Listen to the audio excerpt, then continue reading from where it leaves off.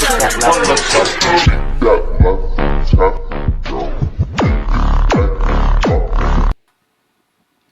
guys, samahan niyo akong magluluto ako ng ubi.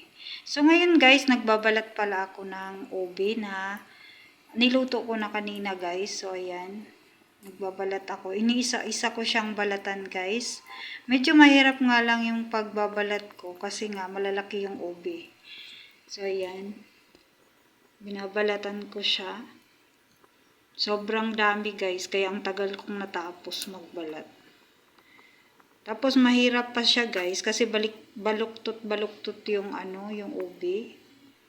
Kaya medyo nahihirapan ako magbalat. Ayan. Tapos yung ubi kasi guys, yung balat niya may mga buhok-buhok siya. Kaya ayan, tinanggal-tanggal ko pa. Kaya medyo nahirapan talaga ako. Tiyaga-tiyaga lang. So ayan nga guys, binanggod-banggod ko na yung banggod bang tawag niyan guys. Isa Bisaya, banggod. Ayan, iniisa-isa ko siya guys. Talagang pinagtiyagaan ko lang guys kasi ang liit ng ko. Ayan, sobrang liit ng ang tawag niyan guys. Hayuran. Ayan. Ayan, tiyaga-tiyaga lang. Kung gusto mong kumain ng ubi, hala, magtiyaga ka. So, ayan na nga guys, natapos rin sa wakas. Ngayon mag-add na naman ako ng fresh gata. Fresh gata daw. Hindi kasi kami nakabili ng guys, ng niyog sa palengke. Nakalimutan namin nakabili. Kaya medyo napagod kami. Kaya sabi ko sa tindahan na lang, tinatamad na akong bumalik sa palengke. Ayan, sa tindahan na ako bumili ng fresh gata. Yun yung niya pangalan niya fresh gata. So, ayan. Mabuti na lang guys at dinagdagan ko yung binili ko kasi sobrang dami ng ubi. Mga ata yan guys, 2 kilo siguro yan o 1 kilo't kalahati. Kasi marami talaga siya guys eh. So, ayan, nagdagdag ako ng nagdagdag ulit ako ng gata. So, nasa inyo na yun guys. Pag nyo lang, tsansya, ang tawag niyan. Tingnan nyo lang kung kung hindi ba sumobra. Ayan. Yung tamang-tama lang na hindi naman lilitaw yung ubi sa dami ng nilagay nyong gata. So, ayan nga guys. Minikos-mekos ko siya. Ayan. Mekos lang ng mekos si Ensan. Ayan. Para mapantay yung gata sa ubi. Mekos lang ng mekos. Mag-a-add pala ako ng niyan guys. Evap. Ayan. Pangdagdag sa lasa. So, maglalagay na naman ako ng evap. Ayan. Binuhos ko na ang evap.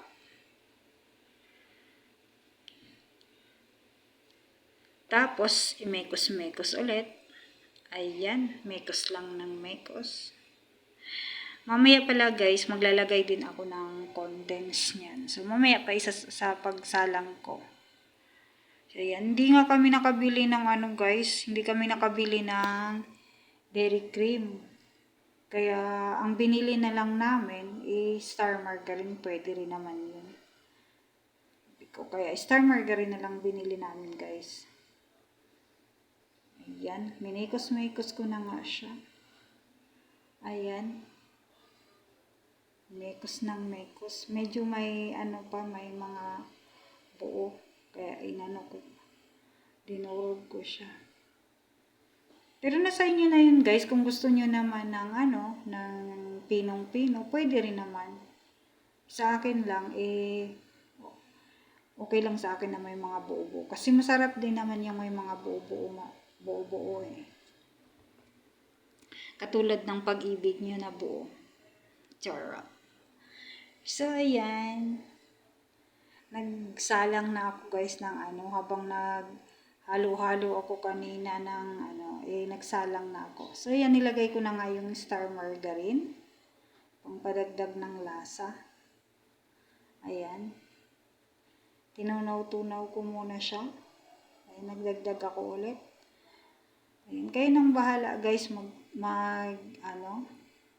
gaano kadami yung ilalagay nyo. Ayan, para dagdag sa lasa. So, yun na nga, nilagay ko na yung ubi na pinagmekos-mekos ko kanina. Ayan. Isasalang na natin yung ubi. Ayan. Asahan nyo guys, matagal talagang magluto ng ubi. Grabe. Hindi nyo siya pwedeng iwan. Para kayong nagluluto ng biko. Ayan. So, pasensya na kayo sa aking video guys dahil ako lang mag-isa. Kaya nakapatong lang yan. So, ayan nga guys. Hinalo-halo ko na. Minekos-mekos ko pa. Ayan. Mekos lang ng mekos ang insan nyo. Ayan. Mekos lang ng mekos para mahalo yung star margarine. Para pumantay yung lasa. So, nasa inyo na pala yun guys. Kung gusto nyo maglagay ng vanilla, pwede rin naman. Pwede din kayong magdagdag ng color ubi ba yun guys. Pero ako hindi na ako nagdagdag kasi violet na rin naman yung ubi. Sobrang violet. Kasi yung ibang ubi guys, medyo siya. Medyo maputla. Pero ito naman siya sobrang violet nga niya eh. So, nasa inyo na yun guys kung gusto niyo magdagdag ng asukal. Ako kasi, ayan, iba lang nilagay ko. Ay, kondensada pala. Ayan. Naglagay ako ng condense. So, nasa inyo na yun kung gusto niyo magdagdag ng asukal. Pwede rin naman. Pwede rin naman condense lang din yung nilagay nyo. Imbis na sugar. So, ayan. Mekos lang ng mekos. Hanggang maluto. Ayan. Sobrang nakakapagod naman siya guys. Magluto talaga ng ubi. Ayan. Inabot din ako ng 1 oras niyan guys. So, kailangan mo talaga magtiyaga. Ganun talaga. Gusto mong kumain ng masarap, magtiyaga ka. So, ayan. Mekos lang ng mekos. Hanggang matapos. Hanggang lumabas yung mantika ng diyog. Ayan. Mekos lang ng mekos.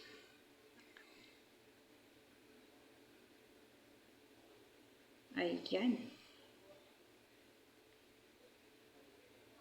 Ayan, paluto na siya guys.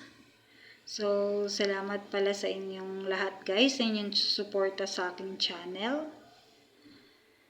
Ayan, pwede na to siyang guys, pwede na siyang ilagay nyo sa kung saan nyo gustong anong lalagyan nyo. Ayan, pwede nyo nang isalin to kasi luto na siya guys. So, ayan, pwede yan pang himagas guys, pwede palaman sa tinapay. Ayan, so tapos na rin guys. Ililipat ko na siya, pero papalamigin ko muna siya guys. Para ayan.